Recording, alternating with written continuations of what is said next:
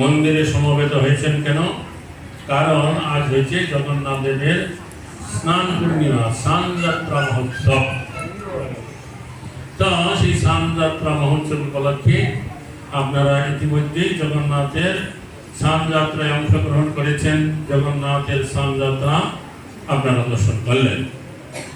তো আজকে এই যে দিনটা জ্যৈষ্ঠ মাসের শুক্লপক্ষের পূর্ণিমা তিথি, এই তিথিটাকে বলা হয় স্নান পূর্ণিমা বা জগন্নাথের স্নানযাত্রা মহোৎসব। এটা আজকে নয়, জগন্নাথের এই জ্যৈষ্ঠ মাসে নীলাচল ধামে মহারাজ ইন্দ্রদ্যুম্ন এবং তার পত্নী রানী গুন্ডিচাজির ভক্তিতে এবং আকর্ষণে ভগবান শ্রীকৃষ্ণ তিনি তাদের সম্মুখে এই জগন্নাথ স্বরূপে আবির্ভূত হইলেন এবং এই আজকের দিনে তাকে এই মহাস্নান অভিষেক করে প্রতিষ্ঠা করা হয়েছিল। তখন কি হয়েছিল নাকি মহারাজ ইন্দ্রদ্যুম্ন ব্রহ্মলোকে চলে গেলেন। ব্রহ্মলোকে গিয়ে স্বয়ং পিতামহ ব্রহ্মাকে অনুনয় করে আহ্বান করে নিয়ে এলেন এই নীলাচল ধামে এবং পিতামহ ব্রহ্মার দ্বারা জগন্নাথের মহা অভিষেক করালেন। তারপরে পিতামহ ব্রহ্মা কি করেছিলেন, জগন্নাথের মন্দিরে যে চূড়ার উপরে যে নীলচক্র আছে, নীলচক্রের উপরে তিনি পতাকা মানে ধ্বজ তুলে দিলেন, বেঁধে দিলেন এবং ঘোষণা করলেন যারা দূর থেকে জগন্নাথের নীলচক্র পতাকা দর্শন করে প্রণাম করবে তাদের এই জগতে আর পুনর্জন্ম হবে না। এবং জগন্নাথের মূল মন্দিরে গিয়ে জগন্নাথকে দর্শন করলে যেই ফল পাওয়া যাবে, জগন্নাথের নীলচক্র দর্শন করে দূর থেকেই প্রণাম জানালে সে একই ফল প্রাপ্ত হয়ে যাবে। তো এই জগন্নাথ সেইভাবে যুগ যুগ ধরে নীলাচল ধামে তিনি আছেন। তো এই জগন্নাথের বিশাল লীলা কথা, কাহিনী কথা এবং তার এই যে সেবা পূজা সারা বছর হয় সেটা অত্যন্ত অদ্ভুত। পৃথিবীতে আর অন্য কোথাও এত অদ্ভুত ভাবে সেবা পূজা হয় না। জগন্নাথ নিজেই মহারাজ ইন্দ্রদ্যুম্ন তার পত্নী রানীকে বসে তার সারা বছর তার কি করে সেবা পূজা হবে তা তিনি বলেছেন। তো সেই বর্ণনা অনুসারে তার সেবা পূজা হয়।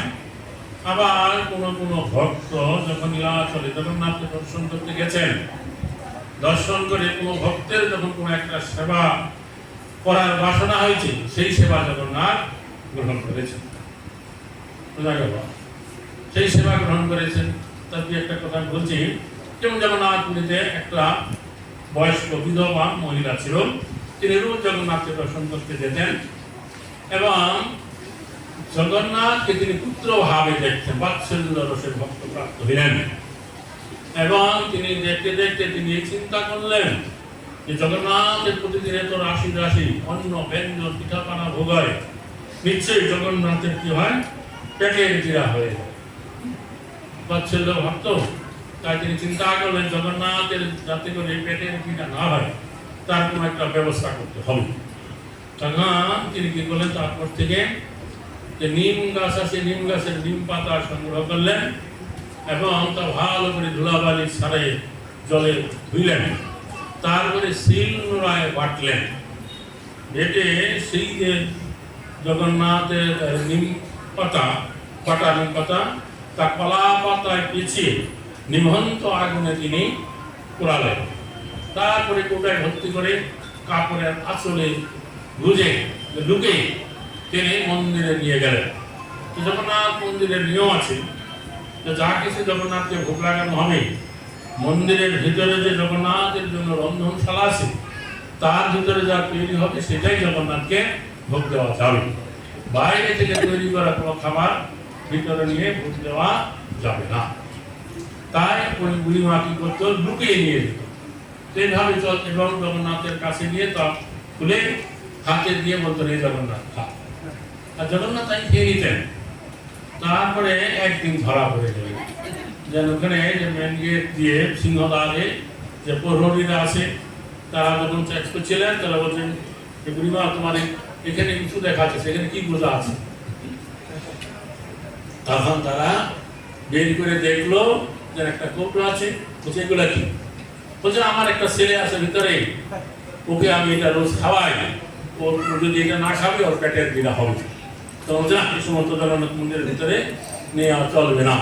তারা নিতে দিল না। সেই দিন যখন না তার ওই বুড়ির দেওয়া নিম পাতা বাটা খেতে পারলেন না।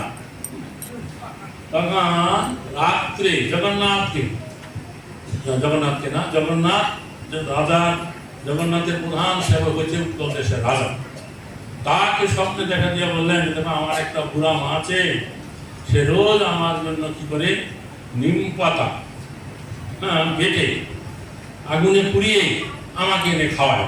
আজ তোমার প্রহরীরাম তাকে ঢুকতে দেয় নাই, আজকে আমি নিম পাতা খেতে পাই নাই, আমার আজকে পেটের পীড়া হয়ে গেছে। এইরকম স্বপ্ন রাজা দেখে ঘুম ভেঙে গেল, তিনি তো অবাক হয়ে গেলেন, তাড়াতাড়ি খোঁজ নিলেন কে কারা এইরকম করে তার বুড়িমাকে নিম পাতা নিতে দেয় নেন, সেই বুড়িমাটা কি কোথায় আছে। অনুসন্ধান করে সেই বুড়িমার সন্ধান পেলেন। তখন থেকে রাজা ঠিক করলেন জগন্নাথের প্রতিদিন যে মধ্যাহ্নকালীন সময় ভোগ হবে, তারপরে এইরকম করে নিম পাতা তুলে ভালো করে জল দিয়ে ধৌত করে ধুলাবালি ছাড়িয়ে তাকে কি করা হবে, বাটা হবে, বেটে হবে। তারপরে তার নিভন্ত আগুনে কলা পাতা পেঁচিয়ে খাইয়ে জগন্নাথকে ভোগ দিতে হবে। তো সেই থেকে নিম পোড়া নিম পাতা এরকম ভাবে ভোগ দেওয়া চালু হয়ে গেল। তারপরে আবার একবার দক্ষিণ ভারত থেকে একজন লোক এসেছিল জগন্নাথ, দেখো সপরিবার তার স্ত্রী পুত্র কন্যা সবাইকে নিয়ে এসে জগন্নাথের এই যে সেবা পূজা জগন্নাথ দর্শন করে তার খুব ভালো লেগে। তখন তিনি ঠিক করলেন যে না আর দেশে ফিরে যাব না, এখন থেকে নীলাচল ধামে থাকবো, আর জগন্নাথকে রোজ তাহলে আমি দর্শন করতে পারবো। কিন্তু তার কোন একটা জীবিকা নির্বাহ করতে হবে, তার স্ত্রী আছে, পুত্র আছে, কন্যা আছে, হ্যাঁ, সবাই যে সাংসারিক খরচ এটা আসবে কোথা থেকে। তখন তিনি চিন্তা করে জগন্নাথের সিংহদ্বারের সম্মুখে জায়গা নিয়ে সেখানে একটা পানের দোকান দিলেন, পানের চিনি তৈরি করে যাত্রীগণের কাছে বিক্রি করতেন। এইভাবে দিন যায়। তারপর কি হয়েছিল, সে জাসপুর থেকে একটা উদাসীন ব্যক্তি, মধ্যবয়স্ক উদাসীন ব্যক্তি, তিনি তার সংসার সমস্ত কিছু পরিত্যাগ করে নীলাচল ধামে চলে এসেছেন। সবসময় নীলাচ জগন্নাথকে দর্শন করেন, অনেক রাত অবধি মন্দিরে থাকেন। তো এইভাবে যখন দিন যায় তখন এক মধ্যরাত্রে তিনি যে জাসপুর থেকে আসা ভক্ত তিনি দেখলেন যে মন্দির থেকে দুটা ছেলে, একটা কালো আর একটা গোড়া, একেবারে দুটি জামা কাপড় তৈরি গায়ে দেওয়া, তারা কি করে ওই পান দোকানে যায়।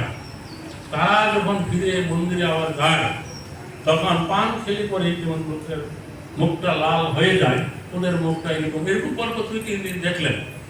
তখন তার দৃঢ় বিশ্বাস হলো নিশ্চয়ই জগন্নাথ এবং বলরাম ওই পান দোকানে গিয়ে পান খেয়ে আবার মন্দিরে ফিরে যায়।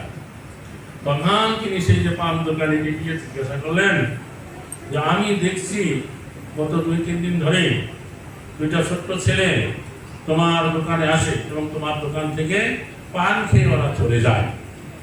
তো ওরা যে পান খেতে আসে তোমার দোকান থেকে, ওরা কি কোনো পয়সা কুড়ি দেয়?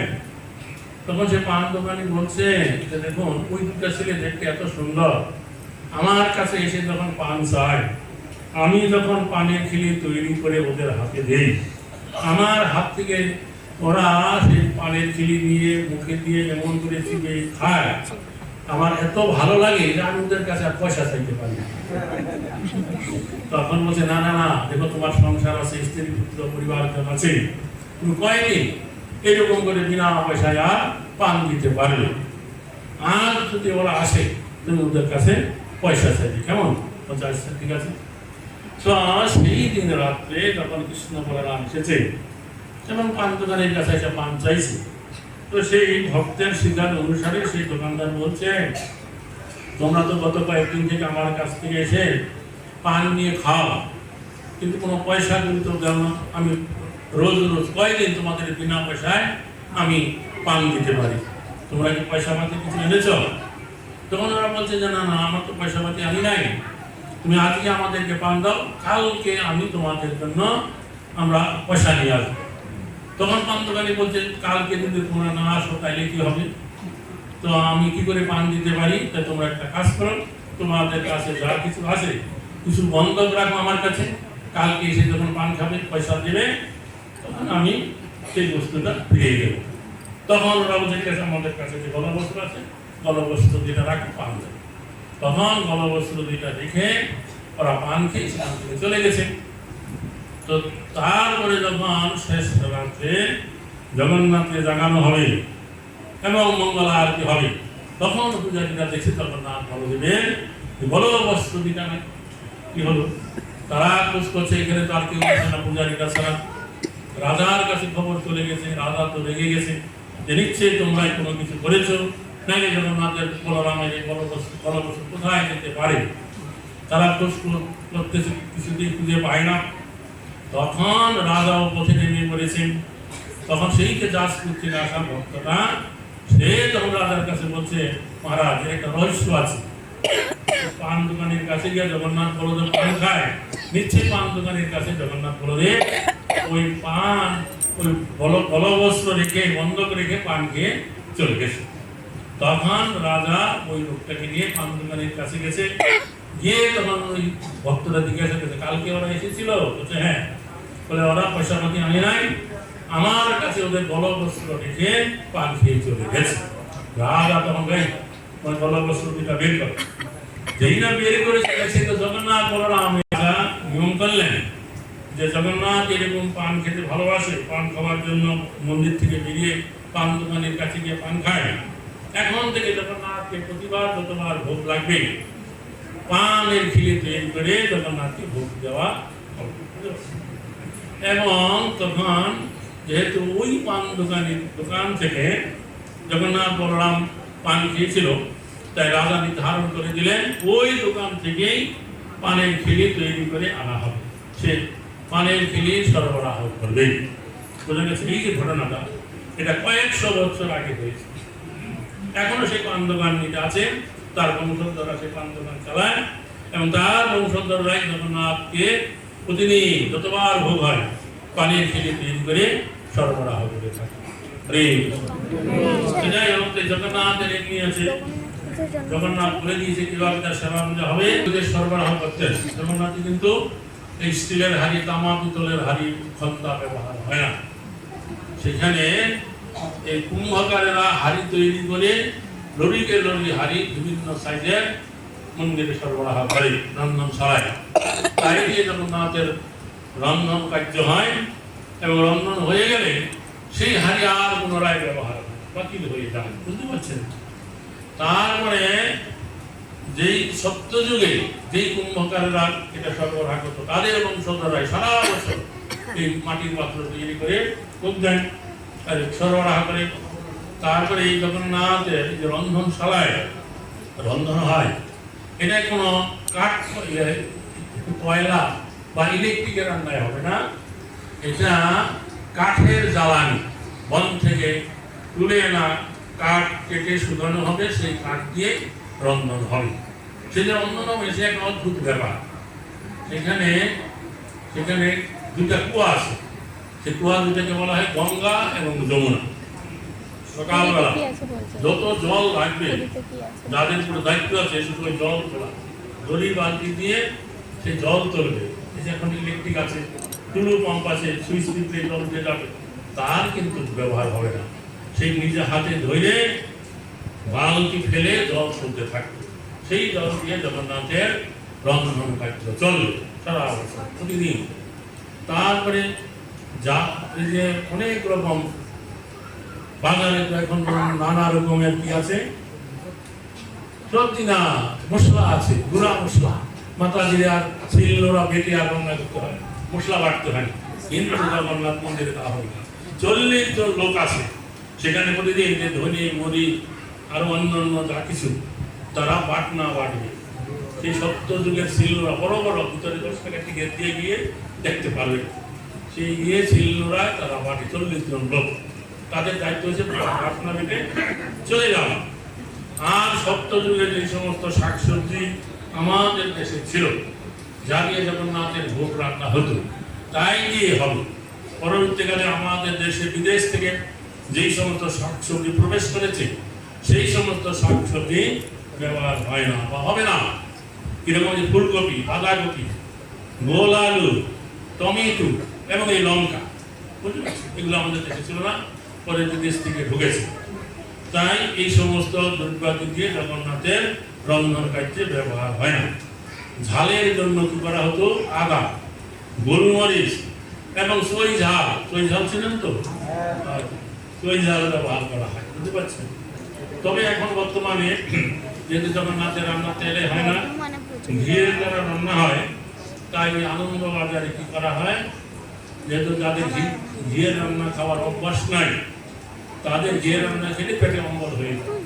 ভালো করে যাতে হজম হতে পারে, কিন্তু কাঁচা লঙ্কা ওই প্রসাদের সাথে বেটে খেতে পারে, এটা অনুমোদন করা। কিন্তু রন্ধন কার্যের সময় শুকনা লঙ্কা হোক বা কাঁচা লঙ্কা হোক, তার ব্যবহার চলে না। আর এই যে রন্ধন হবে, সেটা কি হবে, যে চাল, তারপরে ডাল আলাদা আলাদা করায় আলাদা আলাদা পাত্রে দেওয়া হবে, শাকসবজি এবং অন্যান্য জাত দ্রব্যাদি একবারে সেই দ্রব্য দিবে এবং পরিমাণ মতন জল দেওয়া হবে এবং হলুদ, লবণ, মশলা যা কিছু দেবে একবারে দিয়ে দেবে। তারপর পরপর 7টা হাঁড়ি চাপানো হবে, বুঝতে পারছেন, এবং নিচে ওই কাঠের জ্বালানো হবে, বুঝতে পারছেন। এই যে 7টা হাঁড়ি একটা পর আরেকটা, তো সাধারণত আমরা কি বুঝতে পারি, যে নিচের হাঁড়িটাতে আগুনের তাপটা বেশি লাগে, নিচের হাঁড়িটা আগে রান্না হওয়া দরকার, কিন্তু ওখানে তা হয় না। ওখানে 7টা হাঁড়ির মধ্যে উপরের হাঁড়িটা রান্না আগে হবে, উপরের হাঁড়িটা আগে নামবে, তারপরে একটু করে সর্বশেষে নিচের হাঁড়িটা রন্ধন হবে, বুঝতে পারছেন। এরকম অদ্ভুত ব্যাপার, তার কোনো বৈজ্ঞানিক ব্যাখ্যা পর্যন্ত কেউ দিতে পারে না। তারপরে ওখানে এরকম একটা ব্যাপার আছে, এই যে প্রতিদিন সন্ধ্যাবেলা কি করা হয়, অনেকগুলো পতাকা, 2জন লোক নিযুক্ত করা আছে, ওরা পিঠে কোমরে সেই পতাকাগুলো বেঁধে বানর যে গাছের উপরে উঠে যায়, এরকম তাড়াতাড়ি উপরে উঠে যায়। সন্ধ্যাবেলা গেলে দেখতে পাবেন জগন্নাথ মন্দিরের উত্তর প্রান্তে যেখানে মহাপ্রভুর পাদপদ্ম আছে, সেখানে বসে বা দাঁড়িয়ে দেখবেন সন্ধ্যা 6টার দিকে 2টা লোক কত উঠে যাচ্ছে, উপরে উঠে গিয়ে সেই পতাকা, আগের দিন যে পতাকাটা বাঁধা হয়েছিল সেটা খুলবে এবং আজকে যেটা নতুনটা নিয়ে গেছে ওইটা খুলে ওই পতাকাটা বেঁধে দেবে, বুঝতে পারছেন। আর উপর আগের দিনেরটা নামাই নিয়ে আসবে, আর আজকে যেটা নিয়ে গেল ওইটা বেঁধে দিবে। তো এই যে পতাকাটা পড়বে কোন দিকে, যেই দিক থেকে বাতাসটা আসছে তার উল্টা দিকে পতাকাটা পড়বে, ওটা কিন্তু তা যেই দিক থেকে বাতাসে আসছে সেই দিকে পতাকাটা, বৈজ্ঞানিক ব্যাখ্যা নাই। আর এত বড় মন্দির 215 ফুট না 20 ফুট উঁচু, সূর্য পূর্ব দিকে ওঠে, তারপরে মধ্য গগনে যায়, তারপর পশ্চিম দিকে অস্ত যাবে। এই মন্দিরের ছায়া যে কোথায় পড়ে কেউ কোনোদিন খুঁজে পায় না, বুঝতে পারছি। এরকম অনেক কিছু অদ্ভুত আছে। আর মন্দিরের উপর দিয়ে কোনো পাখি, বিমান কখনো উড়ে যায় না। এরকম অদ্ভুত অদ্ভুত ব্যাপার আছে। আর জগন্নাথের এই যে এত রাশি রাশি অন্ন, ব্যঞ্জন এবং শাকসবজি যা রান্না হচ্ছে, কোনোদিন কি হবে না, কোনো যত যাত্রী আসে, ইন্দ্রজন্য রাজার নিয়ম ছিল, যত যাত্রী আসবে সবাই যেন জগন্নাথ মন্দিরের প্রসাদ এখানে প্রাপ্ত হতে পারে, এই যেন জগন্নাথের প্রসাদ থেকে বঞ্চিত না হয়। আর এই জগন্নাথের আনন্দ বাজারের নাম কেন, এখানে কোনো জাতির বিচার নাই। যে কোনো বর্ণের লোক মন্দিরে প্রবেশ করবে, তারা সেখানে এক পন্থীতে বসে ওই জগন্নাথের প্রসাদ নিয়ে ভোজন করবে, সেখানে কোনো উচ্ছিষ্টের কোনো বিচার নাই। যে একজন কলা পাতা পেতে প্রসাদ পেয়ে গেল, ওই পাতাটা সেখান থেকে ফালাবে না, আরেকজন এসে সেই পাতায় অন্য ব্যঞ্জন নিয়ে ভোজন করবে। ব্রাহ্মণ, ক্ষত্রিয়, বৈশ্য, শূদ্র কোনো বিচার নাই, বিচার করলে অপরাধ হয়ে যাবে। হরে কৃষ্ণ। এরকম ভাবে জগন্নাথের এই যে সেবা পূজা এটা সত্য যুগ থেকে চলে আসছে, বুঝতে পারছেন? এবং ওখানে নিয়ম আছে, যারা আমাদের দেশে যারা সবর জাতি, সবর মানে যারা অস্পৃশ্য বা দলিত জাতি আছে, বা যাদেরকে মহাত্মা গান্ধী নাম দিয়ে গেছে হরিজন, তারা ওই মন্দিরে প্রবেশ করতে পারবে না। আর যারা অহিন্দু যারা, এবং যারা ভারতবর্ষের বাইরে থেকে সমুদ্র অপার থেকে যারা আসবে, বিদেশি লোক, তাদেরও মন্দিরে প্রবেশ করার কোনো অধিকার নাই। কিন্তু জগন্নাথের ঈদের স্নান যাত্রার 15 দিন পরে, 17 দিন পরে যে রথযাত্রা উৎসব যেই দিন হবে, সেই দিন জগন্নাথ স্বয়ং সিংহাসন ছেড়ে রথে আরোহণ করে গুন্ডিচা মন্দিরে যাত্রা করবেন। সেই দিন আর এইরকম কোনো বাদ বিচার থাকবে না। যে কোনো লোক যে কোনো অবস্থায় জগন্নাথকে দর্শন করতে পারবেন, আর জগন্নাথকে দর্শন করে প্রণাম জানাতে পারবেন, জগন্নাথের স্তবস্তুতি করতে পারবেন। আর জগন্নাথ গুন্ডিচা মন্দিরে যাওয়ার মাঝপথে একটা জায়গা আছে, যেটাকে বলা হয় বলগন্ডি। সেখানে জগন্নাথের রথটা কিছুক্ষণের জন্য দাঁড়াবে। চৈতন্য চরিতামৃত গ্রন্থে উল্লেখ করা আছে, সেই সময় যত পূজারী পান্ডা আছে, যত উৎকলবাসী লোক আছে, যত যাত্রী যারা বিভিন্ন দেশ থেকে এসছেন, যে কোনো লোক জগন্নাথের জন্য সে কি করতে পারে, ভোগ লাগাতে পারে। এই সময়ে যত রকমের ফল আছে, মিষ্টি দ্রব্য আছে, চৈতন্য চরিতামৃত গ্রন্থে যত রকমের ফল আছে তার নাম পর্যন্ত উল্লেখ করে দেওয়া আছে। তা নিয়ে করতে পারে যে কোনো লোক, ওই পূজারী পান্ডা ধরে ভোগ লাগাতে হবে না, সে নিজেই হাতে করে পাত্রে করে বা কলা পাতায় করে তুলসী পাতা দিয়ে জগন্নাথের উদ্দেশ্যে ভোগ দিতে পারে। জগন্নাথের রথের উপরে ডাইনে বাঁয়ে সম্মুখে পিছনে বা উদ্যানে যে যেখানে জায়গা হয় সেখানে জগন্নাথকে এরকম ভাবে ভোগ দিতে পারে। ইউস জাতি নিচ জাতি দেশি বিদেশি কোনো বিচার নেই। আর যে যা লাগাবে জগন্নাথ তাই গ্রহণ করে থাকে। হৃদয় করবে মানুষ। এই যে জগন্নাথের এই রথযাত্রাটা কি, এটা